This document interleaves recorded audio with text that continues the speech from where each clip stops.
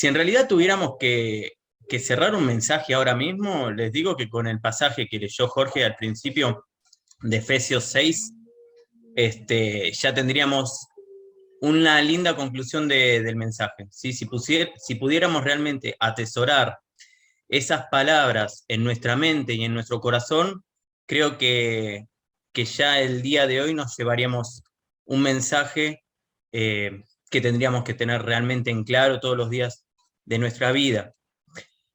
Pero si bien no se encerraría muy bien como conclusión este mensaje, vamos entonces al mensaje y después lo dejamos para conclusión para que después lo puedan volver a leer en sus casas.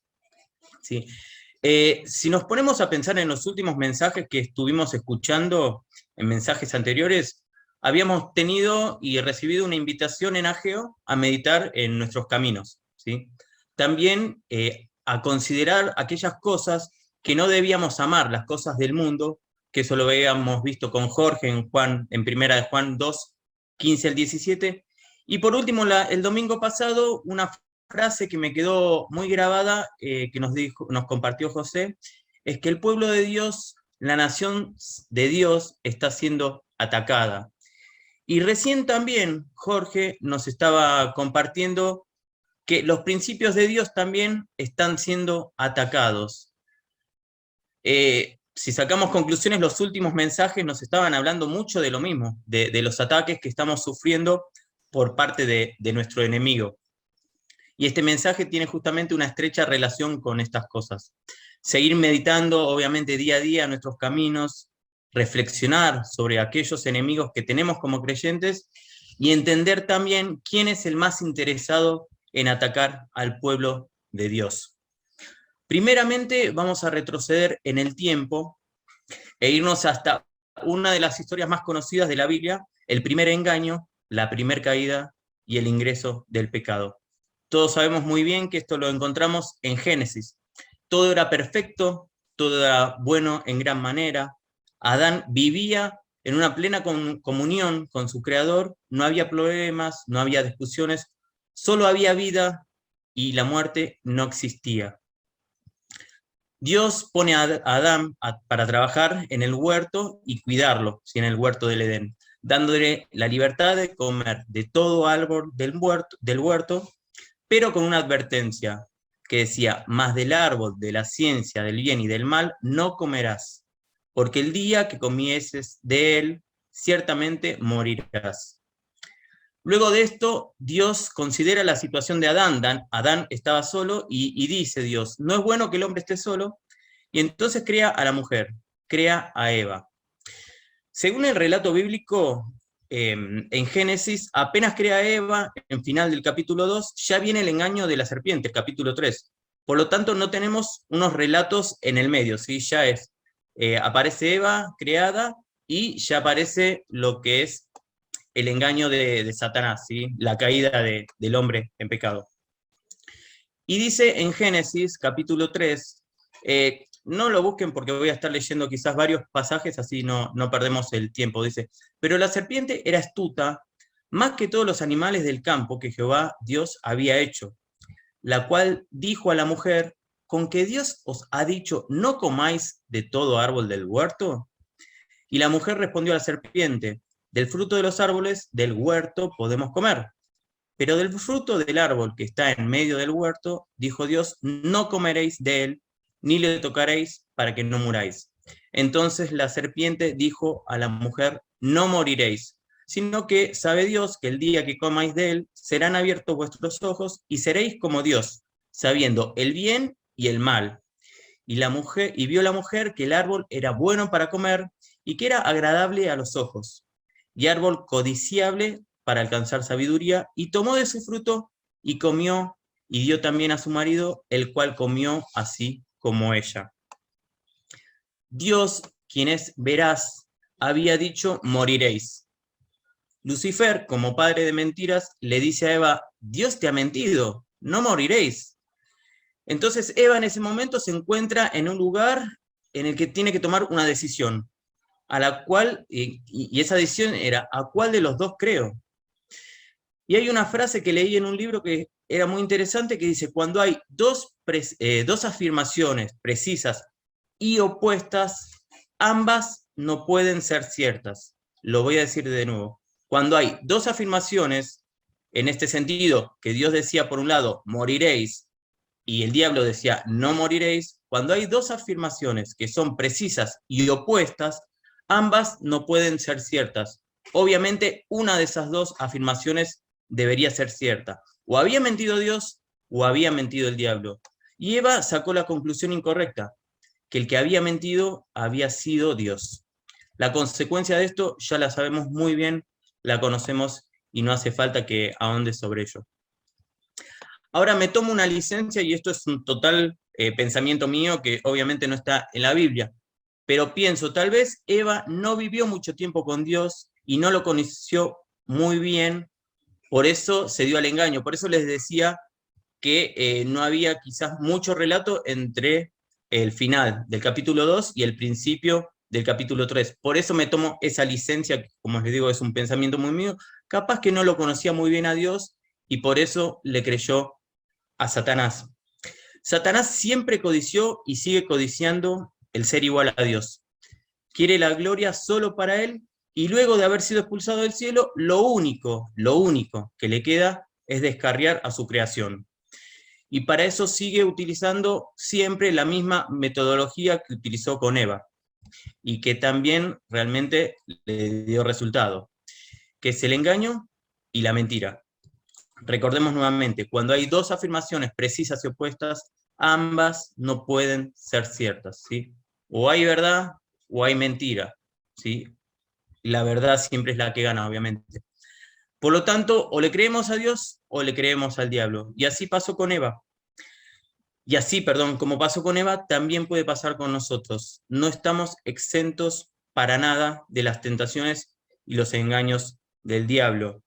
Y hoy día el diablo sigue obrando de la misma manera. Sigue buscando mantener bajo su dominio a sus hijos, o sea, a los hijos del diablo, y alejar a los hijos de Dios, obviamente de Dios, apartándolos, ¿sí? Y con esta introducción quizás lo que vamos a hablar un poco hoy es de las personas apartadas, de aquellas personas que oramos todos los jueves, ¿sí? Y seguramente también en nuestras casas. Y ese susurro o ese encantador susurro que el diablo muchas veces lleva a sus oídos, ¿sí? Por eso vamos a traer un ejemplo. Y no está de más dar otro ejemplo que el que vimos, aunque en este ejemplo esté Demas, ¿sí? Es un juego de palabras en realidad. Demas es un personaje que podemos ver en la Biblia, que no se lo nombra mucho, solamente unas 3 veces, y lo podemos encontrar en Colosenses 4:14, son versículos encima muy cortitos que nos hablan muy poco de él, así que no sabemos mucho en realidad de él. Pero dice Colosenses 4:14, os saluda Lucas, el médico amado, y Demas. Después, si vamos a la carta de Filemón, en el versículo 24, nos encontramos con Marcos, Aristarco, Demas y Lucas, mis colaboradores. Por lo tanto, lo que sabemos de Demas, que era un hombre realmente conocido en la congregación, ¿sí? Porque dice, os saluda Lucas, el médico amado, y Demas. A ver, y les digo, bueno, lo saluda fulanito y no lo conocen, obviamente yo no lo voy a escribir en una carta, lo voy a dejar de lado, no les voy a decir, lo saluda fulanito, porque obviamente no lo conocen. Pero Pablo no dejó pasar este detalle, dijo, lo saluda Lucas, el médico amado, y demás. Por lo tanto, como les digo, era un hombre muy conocido en la congregación. Y por otra parte también era un hombre comprometido, colaborador, ¿sí? Junto a los otros de Pablo. Estuvo junto a él en el primer encarcelamiento, pero lo que más sobresale de su vida y lo más lamentable es lo último que sabemos de él. Y seguramente estas letras, esta carta y esta parte en particular, Pablo capaz que la escribió con lágrimas. Y dice así en 2 Timoteo 2:10, porque Demas me ha desamparado. Y esa palabra desamparado habla de abandonar por completo, de dejar una persona en condiciones totalmente precarias Y dice, porque Demas me ha desamparado amando este mundo y se ha ido a Tesalónica. Demas desertó en el momento más profundo de la vida de Pablo, cuando éste más lo necesitaba. Pablo estaba muy cercano a su muerte y Demas vio la situación, seguramente tuvo miedo y huyó y se fue a Tesalónica. Y no se puede amar al mundo y servir a Dios. Por lo tanto, los deseos de la naturaleza de Demas fueron más fuertes que sus convicciones de servir a Dios. Por eso no está de más decir que Demas no estuvo más con Pablo. Ahora, con este ejemplo que tenemos de Demas, que lo encontramos en la Biblia, de una persona que se apartó de Dios, volvamos nuevamente a viajar en el tiempo y esta vez no viajemos al principio de toda la creación, sino que viajemos al principio del comienzo de nuestras vidas, donde conociste al Señor, lo conociste de chico, de adolescente, adulto, o tal vez siendo más grande. Sea como sea, te pido que pienses en aquellas personas que hoy día te recuerden a Demas. Aquellas personas que, como Demas, estaban sirviendo al Dios vivo y verdadero y que después, poco a poco, se fueron apagando espiritualmente, quedándose a oscuras en medio de las tinieblas, alejándose de Dios, saboreando poco a poco el gustito dulce que les ofrecía el mundo para terminar amándolo más que a Dios.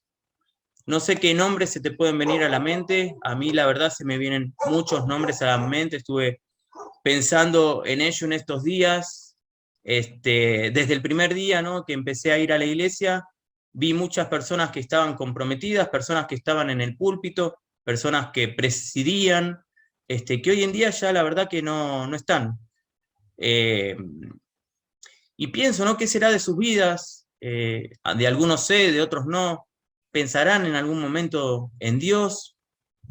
Pero bueno, como creyentes, la verdad que no somos impecables. Podemos caer. La Biblia dice que pecamos y que seguimos haciéndolo. Y que si decimos que no pecamos, mentimos. Así que la verdad es que pecamos. Pero hay una gran diferencia entre pecar y apartarse. Y es que el que peca y se arrepiente de sus pecados busca restaurar su relación con Dios. Sabe que hizo algo mal y con lágrimas lo confiesa al Señor. Pero tenemos la promesa del Señor que dice, la sangre del Señor Jesucristo nos limpia de todo pecado. Pero por el otro lado, el que sigue persistiendo en el pecado y se aparta es porque ya tiene una insensibilidad tan grande por el pecado que no sabe distinguir entre lo bueno y lo malo, entre la verdad y la mentira. Por eso citaba la frase que leíamos al principio, que cuando hay dos afirmaciones que son precisas y opuestas, solamente una es cierta. No puede haber dos afirmaciones opuestas que sean verdad. Y lamentablemente en estos tiempos creo yo que hay más hermanos que se están apartando, que se dejan fascinar por el mundo y sus atractivos, y hay familias enteras que se desmoronan, matrimonios que se divorcian, etc. Y el amor de muchos, lamentablemente, se ha enfriado y como con la iglesia de Éfeso, muchos perdieron su primer amor.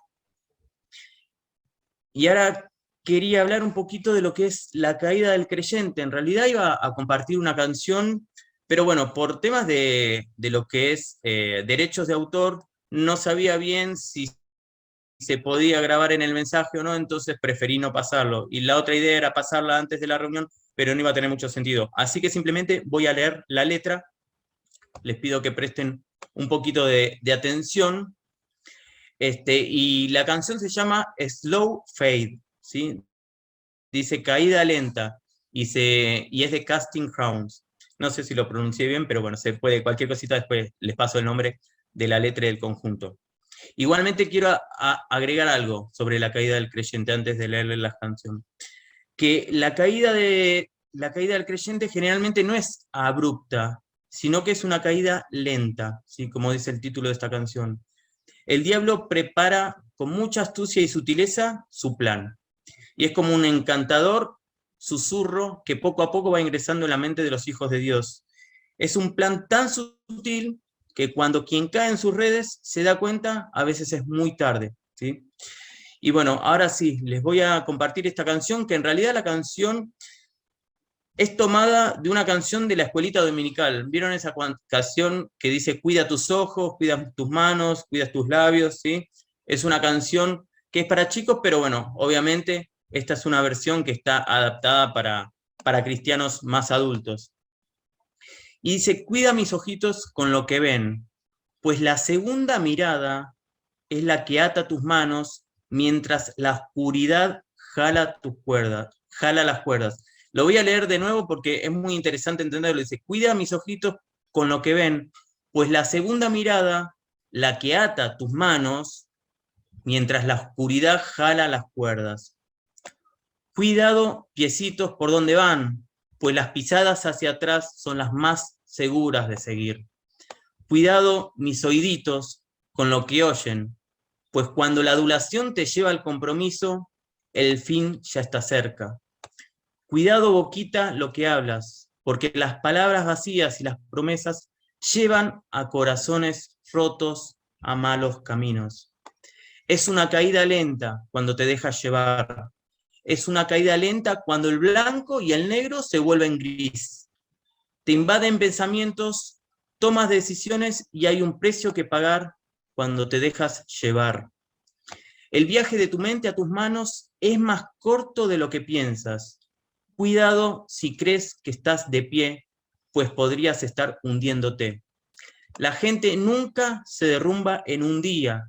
Los padres nunca se derrumban en un día. Las familias nunca se derrumban en un día. Y después termina una nenita cantando justamente parte de esta canción para los chicos, ¿sí? De la escuelita. Hermanos, esto es un gran llamado de atención para nosotros. Nadie está exento de caer. Todos estamos dentro del mismo sistema, ya que el mundo está bajo el maligno. Otra versión, es un versículo, ¿no? Otra versión dice que el mundo yace, como los cadáveres, bajo el poder del maligno. El sistema mundo mantiene a los inconversos muertos en sus delitos y pecados de tal manera que pareciera que están en la boca misma de ese león rugiente esperando a ser devorados. Por lo tanto, tenemos que velar ante las cosas del mundo, los deseos de la carne, los deseos de los ojos y la vanagloria de la vida, y ante nuestro enemigo, nuestro adversario, el diablo. Como creyentes debemos evitar siempre la contaminación. Y no solo tenemos aquellos enemigos de nuestra alma que nombré recién, los deseos de la carne, la vanagloria de la vida y los deseos de los ojos, sino también en la Biblia aparece una parte donde nos habla de zonas grises, ¿sí? Que creo que estas zonas grises son quizás la entrada más sigilosa que tiene el diablo, y algunos permitidos que quizás se dan los creyentes, ¿sí? No va a ser la primera vez que traigo en referencia estos versículos que voy a citar, y creo que esto se debe en realidad a la liviandad que muchas veces tomamos, con las que tomamos las cosas, ¿sí? Cuando digo tomamos, me refiero más que nada a aquellas personas que diciendo ser cristianas salen con frases que no parecen coincidir mucho con el punto de vista de las Escrituras, ¿sí? Los dos pasajes de los cuales les hablaba se encuentran en la primera carta de Corintios, ¿sí? Uno en el capítulo 10, 23, y en el otro en el capítulo 6, 12, ¿sí? Versículos muy conocidos en los cuales creo que muchos mensajes se habrán basado en ellos y hemos escuchado. Y uno dice, todo me es lícito, pero no todo conviene. Todo me es lícito, pero no todo edifica. Uno es libre en realidad ser lo que quiera, pero, y puntos suspensivos. Y después el otro versículo dice, todas las cosas me son lícitas, mas no todas convienen. Todas las cosas me son lícitas, mas yo no me dejaré dominar por ninguna. Creo que en los últimos tiempos las cosas que son lícitas o no, ¿sí? Aquello que nos es lícito es con lo que más tal vez tenemos problema, pero tal vez el problema es porque no profundizamos bien en las Escrituras para poder entender o sacarle el color gris a aquello porque podemos entender algo que no es lícito, ¿sí? Pero podemos entender si nos conviene o nos conviene. Podemos entender que hay cosas que no son lícitas, pero podemos entender también, o podemos saber cómo no dejar que ellas nos dominen a nosotros. Y ahora les voy a traer unos ejemplos que he escuchado en algunas conversaciones que he tenido y que he escuchado sobre algunas situaciones que quizás pasan los inconversos, o quizás algunos ejemplos que traen de frases que dicen. Y por ejemplo, he escuchado que dicen, es mi vida, yo hago lo que quiero, es mi vida, la vida es una sola y quiero vivirla. Como si no supieran que hubo un momento en el cual Cristo murió por todos y por ellos también, y que los compró a un precio, y el precio fue de sangre. Y desde ese momento en los cuales fuimos realmente rescatados de nuestra vana manera de vivir, ya dejamos de pertenecernos, o sea, ya no es nuestra vida le pertenece al Señor. Entonces no podemos vivir la vida como queremos y a nuestro antojo. También hablando de amistades peligrosas. Una vez escuché una pareja que estaba discutiendo y lo que escuché fue, no podés manipularme y decirme quién puede ser mi amigo y quién no. Amigo o amiga, ¿no? Y el contexto era que esta persona, la cual decía esto, se encontraba saliendo solamente con sus amigos del mundo, yéndose a bailar, volviendo a cualquier hora, y obviamente esta persona no se estaba congregando ya hace un tiempo.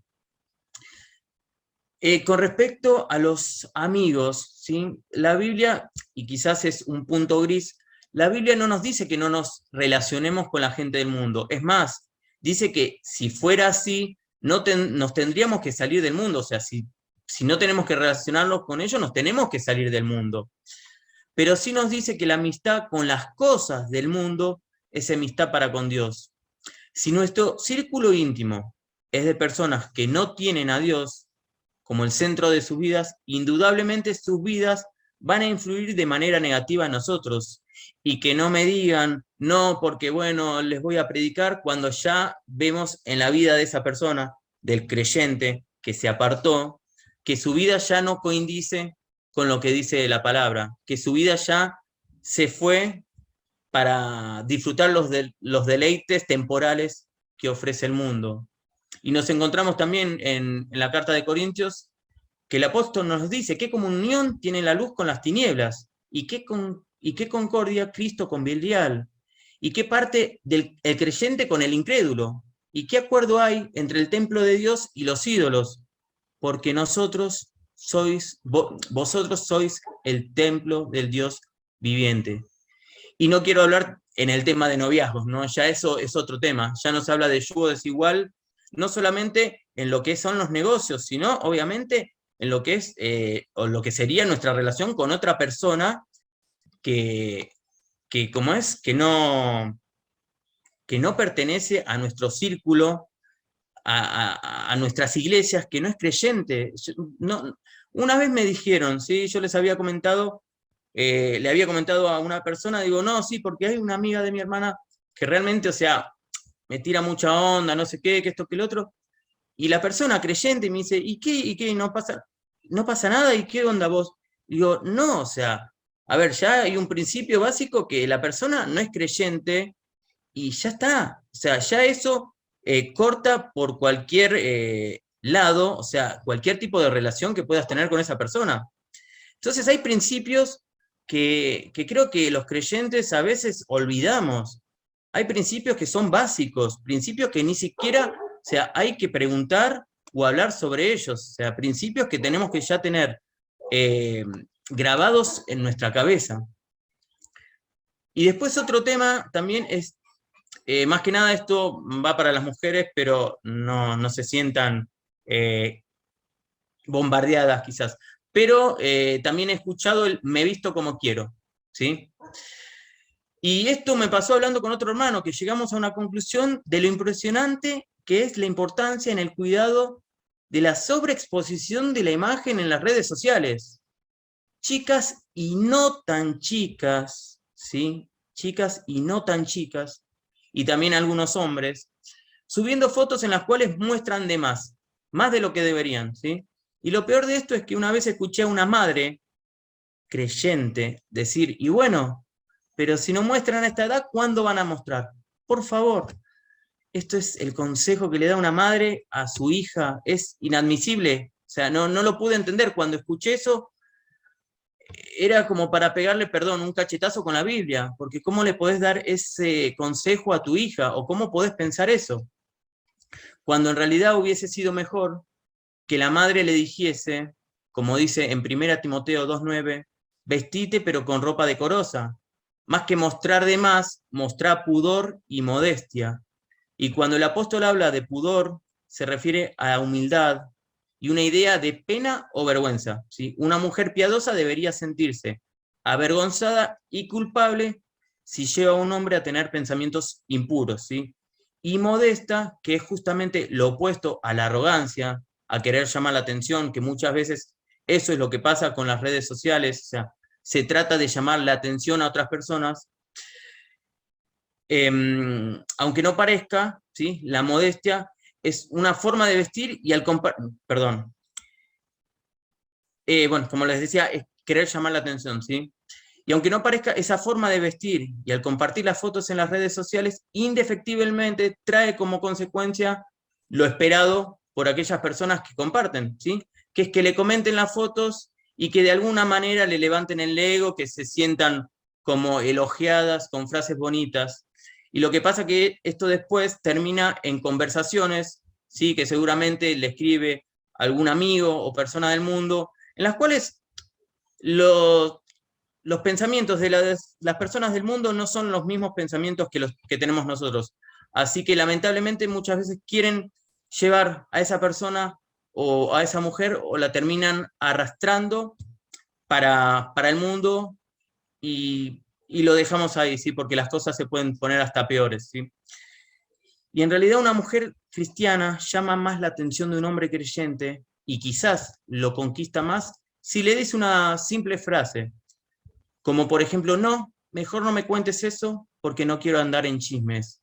Y esa frase tan simple quizás demuestra muchísimo más el valor de una mujer que el tema de mostrarse en fotos, ¿sí?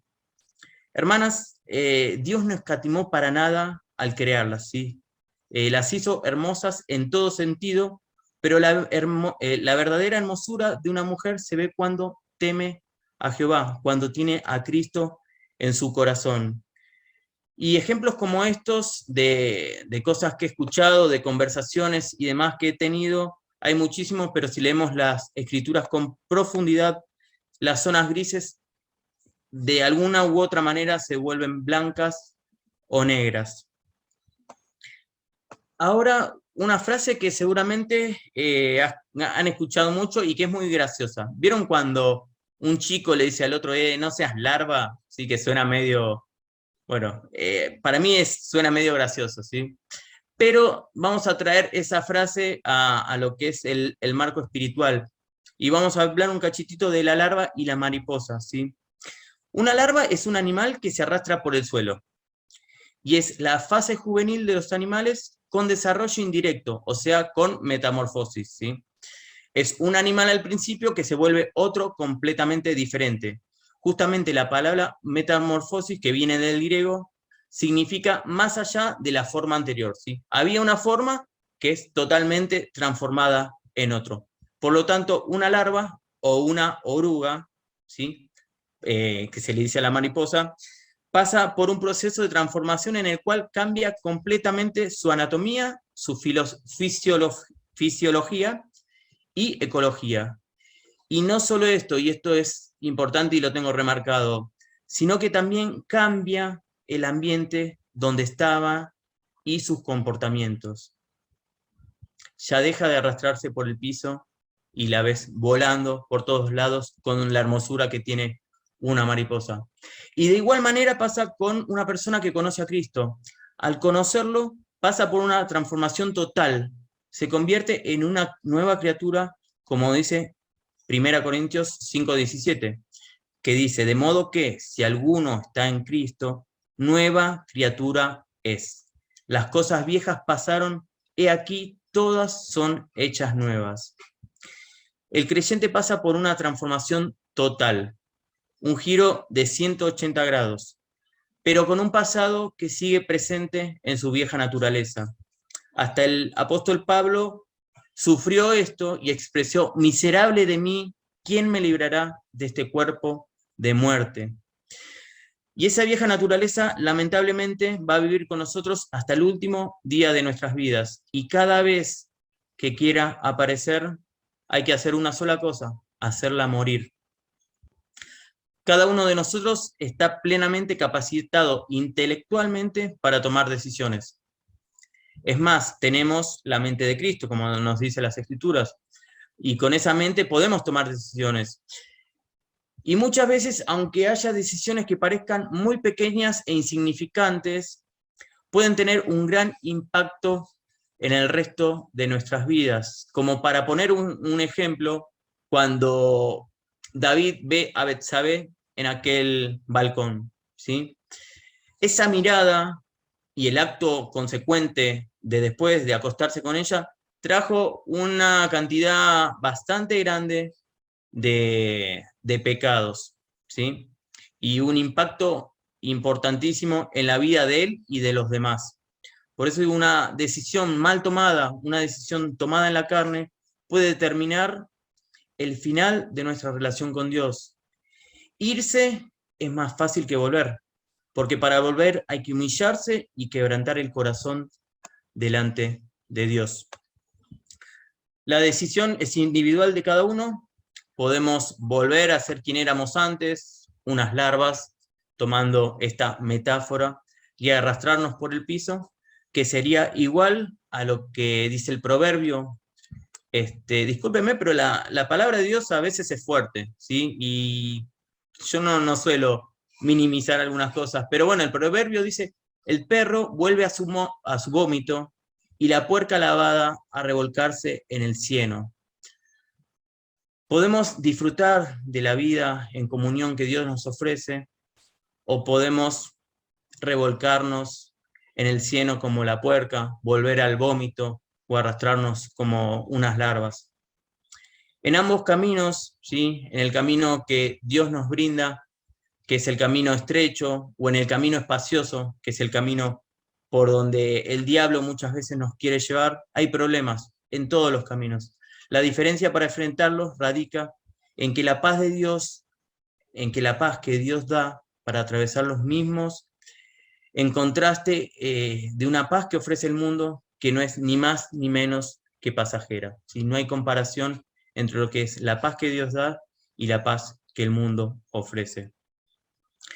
Y este mensaje no es solo para nosotros, ¿sí? Es también para aquellos que, obviamente, que están apartados, que en algún momento tomaron alguna decisión, o como escuchamos en la canción, que poco a poco fue un proceso que se fue dando, que no fue una caída que fue de un día para el otro, sino una caída que fue un tropiezo más otro, y que fue generando que poco a poco la persona vaya dejando de leer la palabra, vaya dejando de orar, se vaya alejando poco a poco de Dios y poco a poco de la iglesia, porque son esos hermanos que capaz que iban un domingo, al otro no iban al domingo, pasaban 3 domingos, volvía, y hasta que un día no los vimos más, ¿sí?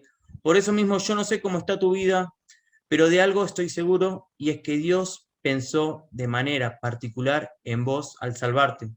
No fue al azar, no fue al azar. Tenía y tiene planes para tu vida, para la vida que te regaló. Obras preparadas de mano, como dice la palabra, para que andes en ella. Pero para que Él pueda obrar es necesario que le des lugar. Y darle ese lugar significa tomar la decisión de hacer morir lo terrenal. Un creyente, verdadero, puede estar perdido por un tiempo, ¿sí? Pero Dios se va a encargar, como a la esposa de Oseas, de atraerlo, de llevarlo al desierto y de hablarle a su corazón. El creyente genuino vuelve como el hijo pródigo a los brazos de su padre. Y quizás estás hoy en este momento escuchando este mensaje y te veas quizás reflejado como el hijo pródigo. y necesites o estés pasando un momento donde estás en un desierto en el cual el mundo te está absorbiendo como una esponja. Pero si realmente sos un creyente genuino, el Señor te va a buscar en el desierto y te va a hablar a tu corazón. Pero también tenés que hacer algo de parte tuya, y es quebrantar tu corazón y realmente humillarte ante su presencia. Y por último, y ya para ir terminando, o para terminar, ¿qué podemos hacer nosotros al ver un hermano apartado? ¿Sí? Eh, Obviamente, la primera respuesta que nos llega a nuestra mente es orar por ellos, ¿sí? Lo que hacemos siempre, como dije en un principio, lo que hacemos los jueves y lo que hacemos generalmente en nuestra casa por ellos. Pero en teoría salimos aprobados con un 10, ¿sí? Porque es lo que tenemos que hacer. Es lo que también nos decía Jorge en el último versículo que leyó hoy, que déjenme encontrarlo. Bueno, después lo busco. A ver. Bueno, pero que decía que teníamos que orar, y más que nada por los creyentes, ¿sí? Orar con súplica por todos los hermanos. Y eso es lo que tenemos que orar, y para eso sí, nos sacamos un 10 en lo que es la teoría. Pero estas últimas semanas estuve pensando muchísimo en esto. Y creo que a veces ese encantador susurro de Satanás también estimula nuestros oídos al pensar en los apartados. Y capaz que nos dice, no, no le hables ya, no, no tiene sentido. O ya está perdido. O ¿para qué vas a perder el tiempo? ¿Sí? Esas son cosas que quizás Satanás también nos mete en el oído. Y a veces es un tanto complicado confrontar a quien está lejos de Dios. Pareciera que son personas que están nuevamente con la mente entenebrecida, pero sus vidas están en riesgo. Y sobre esto voy a leer solamente 3 versículos y no voy a agregar ningún comentario. Y en Santiago 5, 19, 20 dice: hermanos, si alguno de entre vosotros se ha extraviado de la verdad y alguno le hace volver, sepa que el que hace volver al pecador del error de su camino, salvará de muerte un alma y cubrirá multitud de pecados. Proverbios 24, 10 al 12, y resumido, dice: libra a los que te son llevados, libra a los que son llevados a muerte. Salva a los que están en peligro de muerte, porque si dijeres, ciertamente no lo supimos, ¿acaso no lo entenderá el que pesa los corazones? Si realmente no lo sabemos, que esa persona está en un peligro de muerte, Dios lo va a saber. Pero si lo sabemos y estamos al tanto, tenemos que librar a esa persona que es llevada poco a poco a una muerte repentina. Y estamos hablando de una muerte espiritual. Y en Proverbios 16:6 dice: con misericordia y verdad se corrige el pecado, y con el temor de Jehová los hombres se apartan del mal. Como les decía, estas últimas semanas estuve pensando mucho en esto y tengo en la mente una conversación muy complicada con una persona. Complicada por el tema y el punto de que esta persona ya está muy apartada y no quiere saber nada con la iglesia. Y hay conversaciones que son muy difíciles de tener, pero a veces pienso, quizás es mejor tener una última conversación porque está tan endurecido su corazón que no quiere escuchar nada, no quiere escuchar más nada, pero hay muchas cosas que quizás se pueden decir confrontando con empatía, amor y verdad, que es mejor tener, digo nuevamente, una última conversación, aunque se enoje la otra persona, que no tenerla.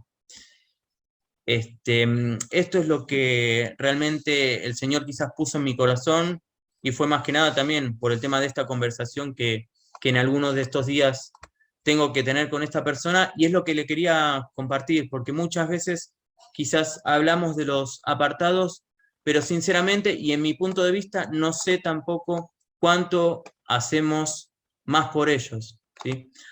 Así que simplemente esto, terminamos con una oración, el mensaje. Dios nuestro y Padre eterno, te damos gracias porque primeramente nos hablas a nuestros corazones, nos haces ver también que somos débiles, que aunque pensemos que estemos firmes en algún momento, podemos llegar a caer, Señor. Por eso te pedimos que nos des la humildad para entender, Señor, que realmente estamos siendo atacados. Realmente es un ataque constante de nuestro adversario, el cual ya a muchos de nosotros quizás apartó de tus caminos. Por eso te rogamos primeramente, Señor, que tengas misericordia de nosotros, que nos cuides, Señor, que nos ayudes también, como nos leyó Jorge, a vestirnos de tu armadura, Señor, a poder todos los días alimentarnos de tu palabra, Señor, que es la que nos mantiene con vida, nos mantiene con fuerza, Señor, la palabra que nos ayuda a discernir entre lo bueno y lo malo, la que nos ayude, Señor, a ver que esos puntos grises en realidad no son tan grises como parecen, Señor, y que tengamos conciencia también de aquellas personas que por algún otro motivo se han apartado de ti, que quizás ahora tienen nuevas amistades, que tal vez con ellos la pasen bien, que se diviertan más y demás, pero sabemos que son vidas que se están perdiendo, Señor. Son vidas que están dejando de llevarte gloria y honra a ti, Señor.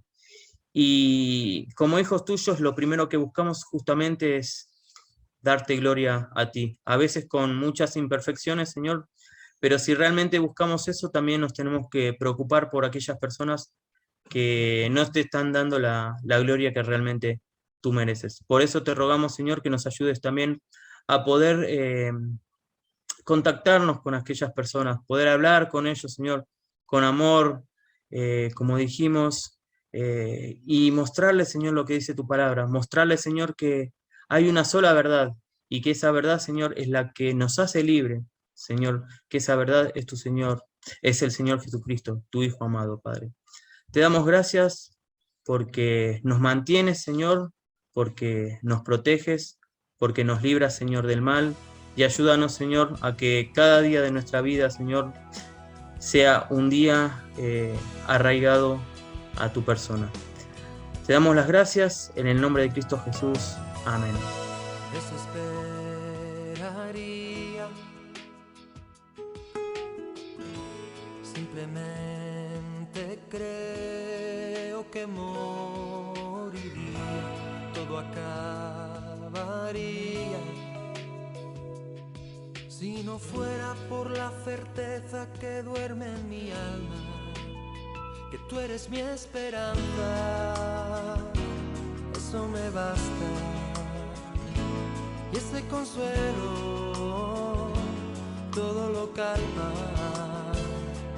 Tú eres quien guía mi melodía, feliz contemplo que estás en mi barca. Y si me pidieras algo por difícil que pareciera, yo por ti lo haría. Solo déjame saber que eres tú quien me habla, que tú eres mi esperanza. Eso me basta, y ese consuelo todo lo calma. Tú eres quien guía mi melodía, feliz contemplo que estás en mi barca.